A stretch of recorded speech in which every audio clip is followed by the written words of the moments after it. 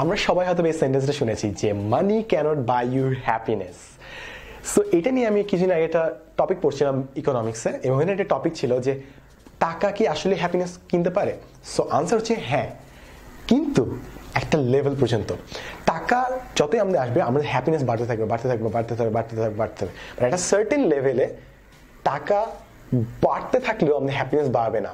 যে একটা নির্দিষ্ট পর্যায়ে যখন আমরা অর্থনৈতিকভাবে স্বাবলম্বী, পুরো টাকার অভাব শেষ, তখন আর যতই টাকা আসুন না কেন আমরা অত বেশি হ্যাপি হই না। তো টাকা অ্যাকচুয়ালি আমাদেরকে হ্যাপি বানায় কিন্তু একটা সার্টেন লেভেল পর্যন্ত। এবং আরেকটা উক্তি ছিল যে টাকা যদি কোনো অবজেক্ট কিনি তাহলে ওই টাকাটা আমাদের হ্যাপিনেস দিতে পারে নাও দিতে পারে, বাট টাকা যদি আমি এক্সপিরিয়েন্স কিনি তাহলে ওটা হ্যাপিনেস দেয় আমাদেরকে। সো আমি জানি না অ্যাকচুয়ালি সত্য কিংবা মিথ্যা, আপনার কি মনে হয়? এটা জাস্ট বই থেকে আমি শিখেছি।